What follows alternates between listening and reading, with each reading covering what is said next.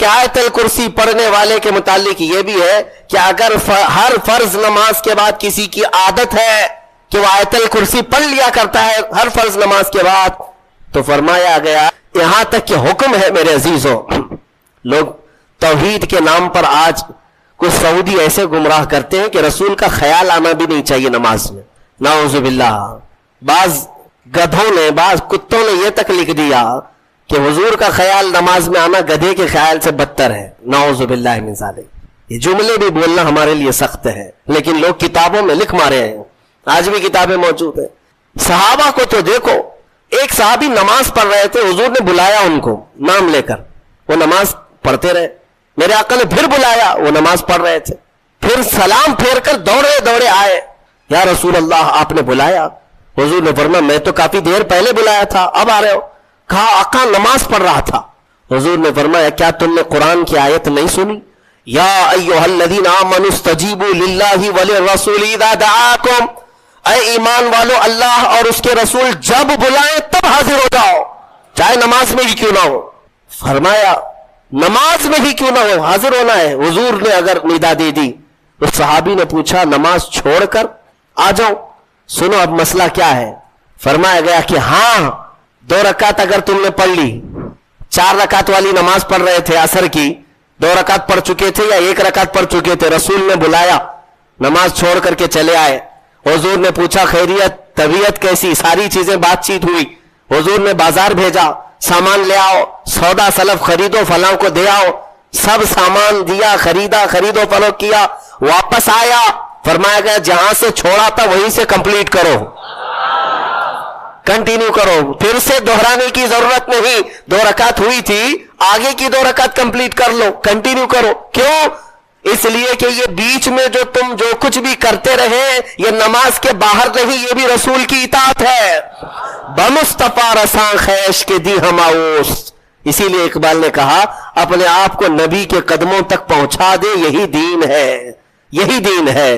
اب میں آپ کو بتاتا ہوں، صحابہ قبلہ بدل جانے کے بعد پوچھا کسی صحابی نے کہ یا رسول اللہ ہم تو اس طرف منہ کر کے نماز پڑھتے تھے، میں اگر آپ کے سامنے، آپ 1000 میرے چاہنے والے کیوں نہ ہو، 1000 میرے عاشق کیوں نہ ہو، مصلی سے اگر میرا منہ گھوم گیا تو سارے پکڑ کے مجھے گھمائیں گے سیدھے، امام صاحب سیدھے قبلے کی طرف ہو جاؤ، یا اگر کسی نے نہیں گھمایا تو بعد میں تو بولیں گے آپ کا قبلہ صحیح نہیں تھا، آپ اس طرف منہ کر کے پڑھ رہے تھے، قبلہ ایسے تھا۔ میرے عزیزو شریعت سب کے لیے ہے، لیکن رسول جو کرے وہی شریعت ہے۔ حضور پاک صلی اللہ علیہ وسلم اگر گھوم گئے پورے اپوزٹ ڈائریکشن میں، کسی صحابی نے پوچھا بھی نہیں، بلکہ خود بھی گھوم گئے حضور کی طرف، اور رسول کریم صلی اللہ تعالی علیہ وسلم کی اقتداء میں نماز کمپلیٹ کی۔ وہ ایک نماز ایسی ہے، 4 رکعت والی ایک نماز ایسی ہے، 2 رکعت بیت المقدس کی طرف منہ کر کے اور 2 رکعت خانہ کعبہ کی طرف منہ کر کے، باقی کسی کی ایسی نماز نہیں ہے۔ آج بھی وہ مسجد مدینہ طیبہ میں موجود ہے جس کو مسجد قبلتین کہتے ہیں، جہاں یہ قبلہ بدلا تھا، جہاں یہ آیت اتری تھی۔ اب جو کہنا ہے مجھے وہ یہ ہے، حضور پاک صلی اللہ تعالی علیہ وسلم کے چہرے پاک کا حال یہ ہے کہ اگر آسمان کی طرف اٹھ جائے تو قیامت تک کے لیے قبلہ بدل جائے۔ سوچو تو ذرا صحیح، اس چہرے پاک کا اثر یہ ہے کہ اگر اٹھ گیا آسمان کی طرف تو ہمیشہ کے لیے قبلہ بدل گیا، جس طرف اٹھ گئی دم میں دم آ گیا، اس نگاہ عنایت پہ لاکھوں سلام۔ حضور پاک صلی اللہ تعالی علیہ وسلم کے چہرے پاک کے بارے میں تم سمجھ رہے ہو، قبلہ جب مسلمانوں کا قیامت تک کے لیے بدل سکتا ہے تو ایک بار وہ چہرہ اگر ہم سب کی طرف ہو جائے، میرے آقا آؤ کہ مدت ہوئی ہے تیری راہ میں اکھیاں بچھاتے بچھاتے، بڑے دن ہوئے ہیں تیری حسرتوں میں، تیری یادوں میں، بڑے دن ہو گئے گھر کو سجاتے سجاتے۔ اے مومنوں تمنا یہ کرو حضور کی بارگاہ میں ہمیشہ کہ وہ چہرے جمال جہاں آرا ایک بار نظر آ گیا تمہیں تو تمہارا یہ ادھر ادھر کا قبلہ بدل جائے گا، پھر تمہارا قبلہ اسی محبوب دو جہاں کی طرف ہوگا۔ ہمارے دلوں کے قبلے کو بدلنا بھی یہ میرے حبیب پاک صلی اللہ علیہ وسلم کا اثر ہے۔ اب منافقین جو ہے بات بنانے لگ گئے۔ میں یہاں پر ایک اور نقطہ عرض کر دوں، صحابہ کا حال یہ تھا کہ انہوں نے کسی نے پوچھا نہیں 2 رکعت ادھر اور 2 رکعت ادھر کیوں، بلکہ صحابہ جانتے تھے کہ جو رسول کرے وہی دین ہے, وہی شریعت ہے.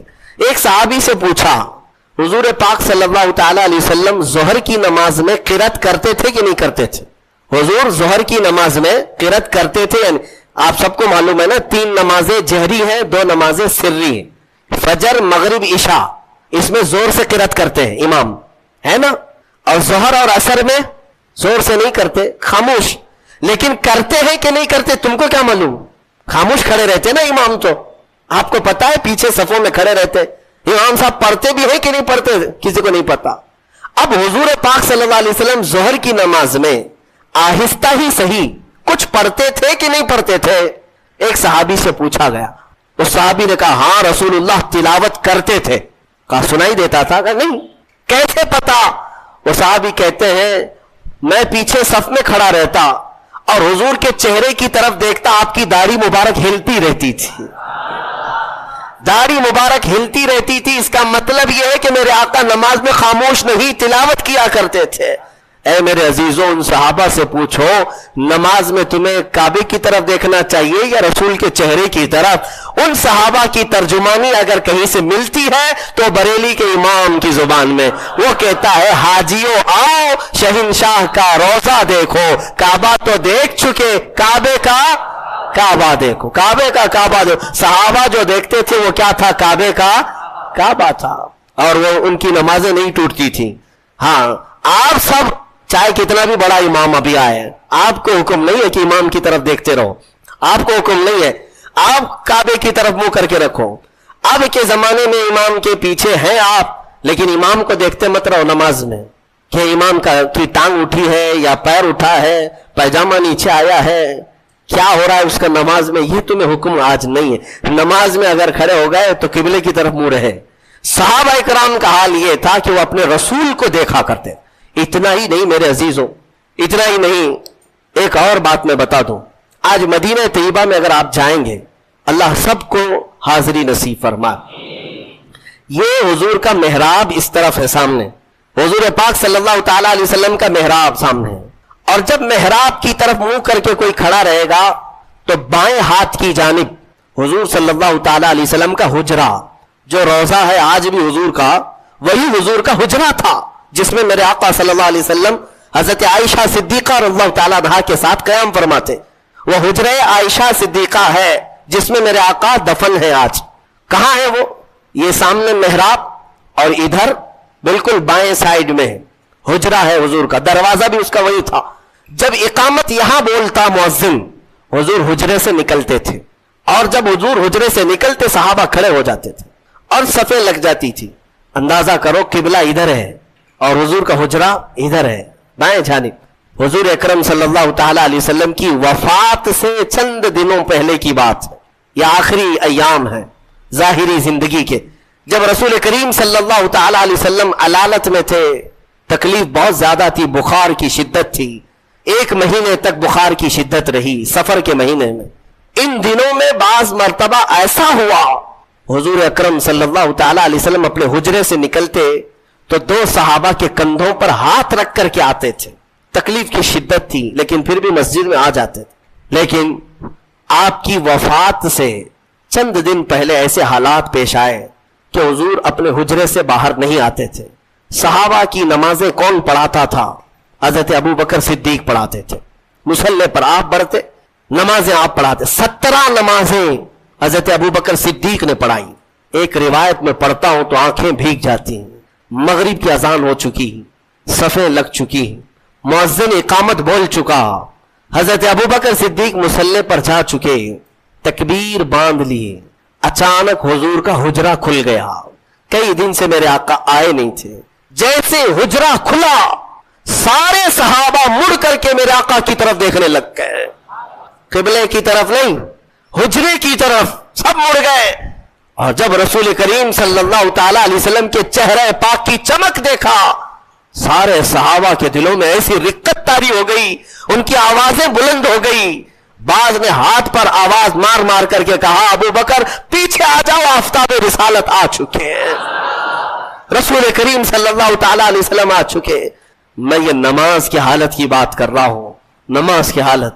صحابہ جانتے تھے کہ رسول کی رضا ہی یہ اللہ تک پہنچنے کا ذریعہ ہے. اگر رسول کو راضی کر لیا تو ساری عبادتیں ہیں، اور اگر وہ راضی نہ تو ساری عبادتیں فضول ہیں. صحابہ اکرام رضوان اللہ تعالی علیہ مجمعین نے جب آواز لگائی تو وہ ابو بکر صدیق مصلی پر جو ہے میرے عزیزوں مصلی پر جا چکا امام، تکبیر باندھا ہوا امام، جب آواز آئی پیچھے سے تو وہ خود بھی بائیں جانب مڑ کر دیکھتے ہوئے پیچھے کی طرف آنے لگ گئے. نماز توڑ کر کے نہیں، رکعت باندھ کر کے پیچھے کی طرف آنے لگ گئے. رسول کریم صلی اللہ تعالی علیہ وسلم جب تشریف لائے تو مصلی پر میرے آقا صلی اللہ تعالی علیہ وسلم کو بٹھایا گیا. یہ کیسی نمازیں تھی، کیسی نماز. ہم اور آپ اگر حرکت بھی کریں تو نماز ٹوٹ جائے، نماز باطل ہو جائے، فاسد ہو جائے، لیکن رسول کے لیے اگر چہرہ پھر بھی گیا تو نماز باطل نہیں، بلکہ میں کہتا ہوں وہی تو عین نماز ہے. ظالمو تم کہتے ہو رسول کا خیال آنا، معاذ اللہ رب العالمین برے کلمات کہتے ہو، گدھے کے خیال سے بدتر ہے. ان صحابہ سے پوچھو، وہ اللہ رب العزت کی عبادت کرتے تھے لیکن رسول کے چہرے کو بھی دیکھا کرتے تھے. اس لیے میں نے کل ہی آپ کے سامنے یہ عرض کیا، قرآن کی اگر تفسیر بھی سننا ہو تو اے سنیو، شرط یہ ہے کہ دل کو محبت مصطفیٰ کا ایک عظیم مدینہ بناؤ، تبھی تمہیں قرآن کی آیتیں سمجھ میں بھی آئے گی، تبھی تمہیں قرآن کا لطف بھی ملے گا اور لذت بھی ملے گی. اور حضور کو چھوڑ کر کے کچھ سننا چاہو تو پھر اندھیرا اندھیرا کچھ نہیں ہے. بہرحال یہ قبلے کے تبدیل ہونے والی جو آیتیں آئیں اس پر یہودیوں نے بہت واویلا مچایا، بہت واویلا مچا رہے. اتنے سالوں سے قبلہ تھا، نبیوں کا قبلہ تھا، انہوں نے بدل دیا، یہ آ کر کے بدل دیے. اس طرح کی باتیں آنے لگی تو رب تبارک و تعالیٰ نے ابھی اپنے حبیب صلی اللہ تعالی علیہ وسلم سے یہ فرمایا، آپ ارشاد فرمائیں وَمَا أَنْتَ بِتَابِعٍ قِبْلَتَهُمْ، آپ فرما دیں ان سے کہ میں تمہاری قبلے کی پیروی کرنے نہیں آیا، بلکہ رسول جو کہہ دیں گے وہی قبلہ ہے. عزیزان گرامی وقار، قبلے کی تبدیلی کا حکم جو آیا وہ اسی پارے میں اس کا ذکر ہے، اور اس کے بعد پورے دوسرے پارے میں کئی احکام نازل ہوئے، کئی احکام ہیں شہیدوں کے متعلق اسی آیت میں ہے. فرمایا رب تعالیٰ نے جو اللہ کی راہ میں مارے جائیں انہیں مردہ نہ کہو، وہ زندہ ہیں، بل احیاء ولکن لا تشعرون. بعض لوگ ہم سے پوچھتے ہیں آپ رسول کو وفات کے بعد بھی زندہ مانتے ہیں، قرآن کی کوئی دلیل ہے آپ کے پاس؟ قرآن کی کوئی دلیل ہے؟ قرآن کی کوئی آیت ہے؟ میاں میں وہی پڑھ رہا ہوں آپ کے سامنے، وَلَا تَقُولُوا لِمَنْ يُقْتَلُ فِي سَبِيلِ اللَّهِ أَمْوَاتٌ، جو اللہ کی راہ میں مارے گئے ہوں انہیں مردہ نہ کہو. ہر سنی مسلمان جانتا ہے. تو سب سے پہلے یہ کہتے ہیں لوگ، ارے میاں یہ تو شہیدوں کے لیے آیا تھا. ہم کہتے ہیں کیٹیگری اگر آپ کو بتاؤں شہید کا مقام کب آتا ہے، اللہ تعالیٰ نے آیت میں فرمایا انعم اللہ علیہم من النبیین والصدیقین والشہداء والصالحین. 4 لوگوں کا ذکر قرآن میں اللہ نے فرمایا جن پر اللہ نے انعام نازل کیا. نمبر 1 النبیین، انبیاء سب سے پہلا مقام ہے. والصدیقین دوسرے نمبر پر صدیق ہوتے ہیں. تیسرے نمبر پر شہید. تیسرے نمبر والا جب اپنی قبر میں زندہ ہو سکتا ہے تو پہلے نمبر والا کیوں نہیں زندہ ہو سکتا؟ بلکہ دوسرے نمبر پر جو صدیق ہیں وہ بھی اپنی قبروں میں زندہ ہیں. 60 ہجری ہو چکی تھی حضور کی وفات کے 50 سال بعد. 60ویں ہجری میں مدینے میں ایک سیلاب آیا. توجہ چاہتا ہوں، یہ حدیث میں موجود ہے. سیلاب آیا اور پانی اتنا بھر گیا کہ مسجد نبوی میں بھی آیا. مسجد نبوی میں جب پانی آیا تو حضور کے حجرے میں بھی داخل ہوا. مٹی کی قبریں تھی، ایک قبر کھل گئی. قبر کھل گئی تو پیر باہر نظر آنے لگا، خوبصورت پیر. مدینے والے سب جمع ہو گئے کہ رسول اللہ کا پیر نظر آنے لگا. کب کی بات؟ 60ویں ہجری کی بات کر رہا ہوں. 60 ہجری حضور کی وفات کے 50 سال بعد. تو صحابہ بھی جمع ہوئے. اس میں پھر ایک تابعی حضرت عروہ بن زبیر رضی اللہ، وہ آگے بڑھے اور انہوں نے کہا، غور سے دیکھا، قدم کو چھوا بھی اور لوگوں سے کہا اے مدینے والوں، یہ اللہ کے رسول کا قدم نہیں، یہ عمر ابن خطاب کا قدم ہے. میں اچھی طرح سے جانتا ہوں، واللہ ہذہ لقدم عمر، قسم خدا کی یہ پیر عمر ابن خطاب کا ہے. اور روایت بیان کرنے والے کہتے ہیں کہ پیر کو جب چھوتے تھے تو خون اپنی جگہ سے ہٹ جایا کرتا تھا، جیسے زندوں کو چھوئیں تو خون ادھر سے ادھر ہوتا ہے۔ یہ 60ویں ہجری میں کس کا پیر؟ عمر ابن خطاب رضی اللہ تعالیٰ عنہ کا، جن کے پہلو میں آرام کرنے والا زندہ ہے، تو پھر اس رسول کی برکت کا حال کیا ہوگا؟ تو زندہ ہے واللہ، تو زندہ ہے واللہ، میری چشم عالم سے چھپ جانے والے، جو تم کو مردہ کہے وہ مردہ ہے واللہ، اور اے رسول پاک تم زندہ ہو واللہ، تم زندہ ہو واللہ۔ یہ ایک عقیدہ یہاں سے لے کر کے چلو۔ شہداء کی زندگی کا بھی تذکرہ آج کی تلاوت میں ہم نے حاصل کیا، اور ایک اہم چیز آج کے پارے میں ہم نے جو تلاوت کی وہ ہے حج کے احکام۔ تقریباً اس میں آ گئے الحج اشہر معلومات۔ اب رمضان کے بعد جو مہینہ شروع ہوگا وہ حج کا مہینہ ہے، شوال، ذی القعدہ، ذی الحج۔ شوال کا پورا مہینہ، ذی القعدہ کا پورا مہینہ، اور ذی الحجہ کے 10 دن قرآن کہتا ہے یہ حج کے مہینے ہیں۔ فمن فرض فیہن الحج، جس پر حج فرض ہو گیا پھر وہ کوئی گناہ نہ کرے، فلا رفث ولا فسوق ولا جدال فی الحج، زنا، خواہشات نفسانیہ، یا پھر جھگڑا، یا پھر کوئی ایسا فسق والا عمل نہ کرے حج جس پر فرض ہو گیا۔ اب حج کس پر فرض ہوا؟ ہمارے ہاں تو یہی حال ہے کہ بیٹی کی بھی شادی ہو چکی ہو، بیٹے کی بھی ہو چکی ہو، سب کے عقیقے بھی ہو چکے ہوں، ان کے تمام کام سب ہو چکے ہوں، بال سفید ہو گئے ہوں، کمر ٹیڑھی ہو گئے ہوں، تب حج فرض ہو رہا ہے۔ میاں حج کیا فرض ہو رہا ہے؟ اس وقت تو قبر فرض ہونے والی ہے۔ ابھی حج جو ہے عمر کے اعتبار سے فرض نہیں ہے۔ صاحب استطاعت کسے کہتے ہیں؟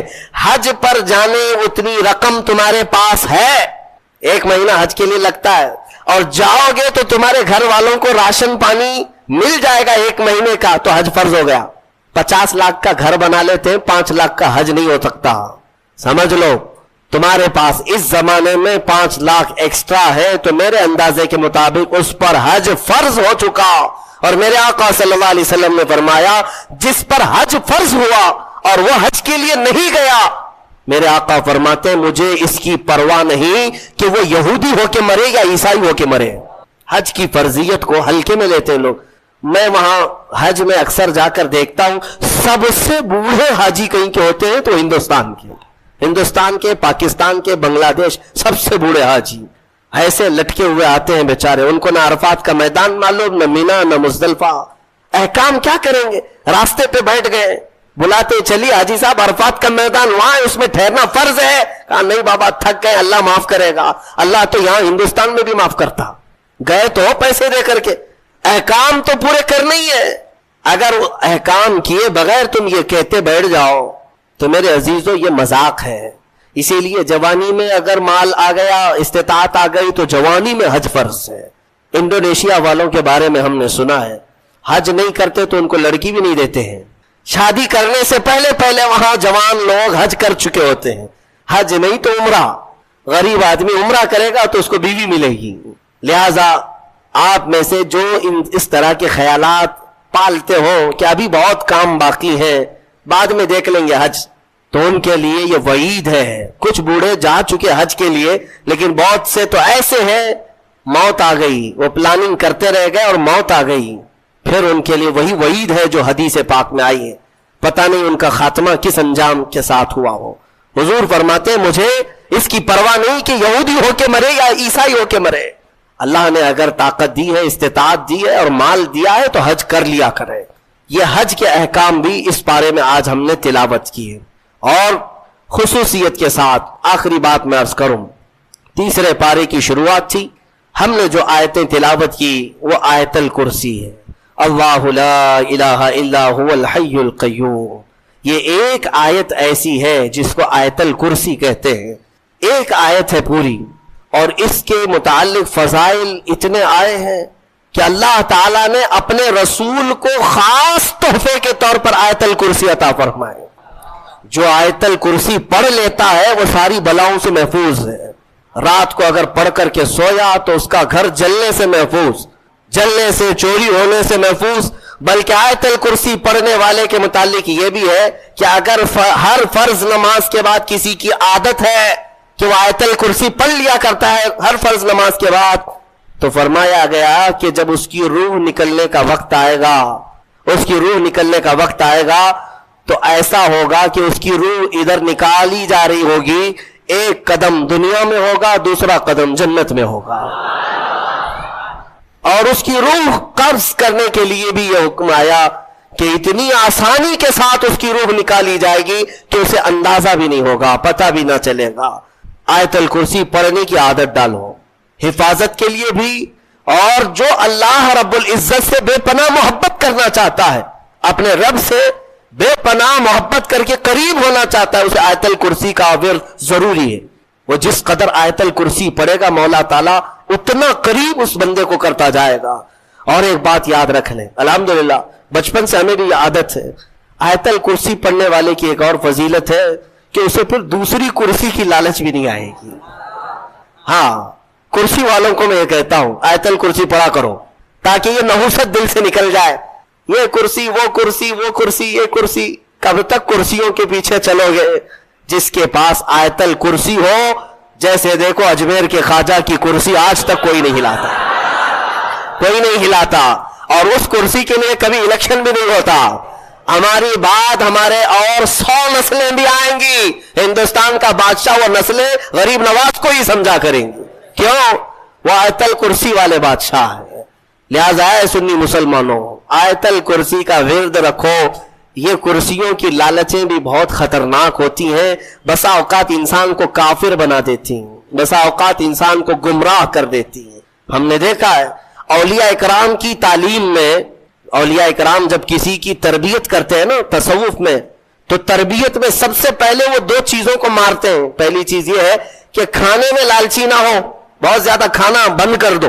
اگر کسی ولی کے دربار میں تربیت لینا ہے تو پہلی تربیت وہ یہ کرتے ہیں کھانے پر کنٹرول، اور دوسری تربیت کسی بھی مقام، مرتبے، منصب اور کرسی کی لالچ ہرگز نہیں۔ کوئی عمل اس لیے نہیں کرے گا کہ مجھے یہ مقام ملے، دنیاوی منصب ملے۔ اسی لیے میرے آقا صلی اللہ تعالی علیہ وسلم نے بھی ارشاد فرمایا کہ دنیا طلب کرنے والا اگر علم دین بھی حاصل کرے گا تو وہ ایسا ہی ہے جیسے خنزیر کے گلے میں موتیوں کا ہار ڈالا جا رہا ہے۔ حب جاہ، حب مال، حب مقام، حب منصب، یہ بری خصلتیں ہیں۔ اللہ ان تمام چیزوں سے ہمیں محفوظ رکھے۔ من رکع فرفع، حضور نے فرمایا جو جھک گیا اللہ اسے بلند کرتا ہے، اور جو اکڑ گیا اللہ اسے ہمیشہ ذلیل کرتا ہے۔ تو یہ کرسیاں ہی ہیں جو اکڑ پیدا کرتی ہیں۔ آیت الکرسی کا ورد ہمیشہ رکھو، بہت ساری چیزوں سے تمہیں محفوظ کر دے گی۔ آخری بات، اس میں تیسرے پارے کی ایک بہت ہی اہم چیز بیان ہوئی ہے، وہ کیا ہے؟ ابراہیم علیہ الصلوۃ والتسلیم نے ایک بار اللہ رب العزت کی بارگاہ میں سوال کیا، اے مولا مجھے دکھا تم مردوں کو زندہ کیسے کرتا ہے؟ اللہ نے پوچھا کہ اے ابراہیم کیا تجھے یقین نہیں ہے؟ کہا کیوں نہیں، یقین ہے مولا، لیکن آنکھوں سے دیکھنا چاہتا ہوں، لیطمئن قلبی، تاکہ میرے دل کو اطمینان ہو جائے۔ سنو، اللہ مردوں کو زندہ کرتا ہے یا نہیں کرتا ہے؟ رب تبارک و تعالیٰ قادر مطلق ہے، سب بکھر جانے کے بعد بھی وہ دوبارہ زندہ کرے گا۔ ہاں، کئی واقعات ہیں۔ حضرت عزیر علیہ السلام کا واقعہ بھی آج ہم نے تلاوت کیا۔ ایک نبی تھے اللہ کے، 33 سال کی عمر تھی، وہ اپنے خچر پر جا رہے تھے، ایک بستی کو دیکھا اجڑی ہوئی تھی، اجڑی ہوئی۔ انہوں نے یہ پوچھا اللہ کی بارگاہ میں کہ مولا یہ سب پوری بستی اجڑ گئی، یہاں نہ سبزے اگتے ہیں، نہ درخت، نہ پودے، کچھ نہیں، کیا پھر اس بستی کو تو دوبارہ زندہ کرے گا؟ تو حضرت عزیر علیہ السلام کو اسی وقت نیند لگ گئی، سو گئے۔ وہ سوئے تو 100 سال کے لیے سو گئے، 100 سال کے لیے وہی سو گئے، اور جس خچر پر آئے تھے، جو کھانا لے کر کے آئے تھے، اس کو بھی نیند لگ گئی۔ نیند کیا ہے؟ موت کی بہن ہے، اللہ نے سلا دیا۔ 100 سال کے بعد اٹھایا اللہ نے، پوچھا عزیر سے کتنے دن یہاں ٹھہرے رہے؟ کام میں تو صبح آیا تھا، دوپہر ہو رہی ہے۔ اللہ نے فرمایا ذرا اپنے خچر کو دیکھو، تمہارے کھانے کو دیکھو، تم 100 سال یہاں ٹھہرے ہو۔ حضرت عزیر جب اٹھے اور گئے تو ان کی عمر تو 33 تھی، ان کی عمر تو 33 سال ہی تھی۔ مولا 100 سال سلایا، اس کے بعد بھی جوان ہی اٹھایا۔ جب اپنی آبادی میں آئے تو ان کے زمانے کے بچے بھی بوڑھے ہو چکے تھے، خود ان کی اولاد جو ان کے بیٹے تھے وہ ان سے بھی بڑے ہو چکے تھے، 118 سال، 115 سال، 110 سال کے ان کی عمریں ہیں، اور حضرت عزیر کی عمر تو 33 سال ہے۔ حضرت عزیر آئے اور کہا میں عزیر ہوں اللہ کا نبی. لوگوں نے انکار کر دیا کہ وہ 100 سال پہلے جا چکے, تم کہاں سے آئے ابھی؟ ایک خاتون جو ان کے گھر کی کنیز تھی, وہ بہت بوڑھی ہو چکی تھی, اس نے کہا میں عزیر کو 2 علامتوں سے پہچانتی ہوں, اگر وہ 2 علامتیں اس کے اندر ہیں تو یہ عزیر ہے. وہ آئی, کہا ایک تو یہ ہے کہ پورے زمانے میں تورات اگر کسی کو لفظ بلفظ یاد ہے تو صرف عزیر علیہ السلام کو, کسی کو نہیں. ایک علامت یہ ہے. دوسری یہ ہے کہ ان کی پیٹھ پر ایک نشان ہے جو کسی کے اندر نہیں ہے, وہ میں دیکھ چکی ہوں. حضرت عزیر کو جب اس بوڑھی نے یہ کہا تو حضرت عزیر علیہ السلام نے لفظ بلفظ پوری سورہ تورات سنا تھی, اور ان کی پیٹھ پر وہ نشان بھی باقی تھا. تو اس خاتون نے پکار کر کہا اے لوگوں, یہ اللہ کی قدرت ہے, یہی عزیر ہے.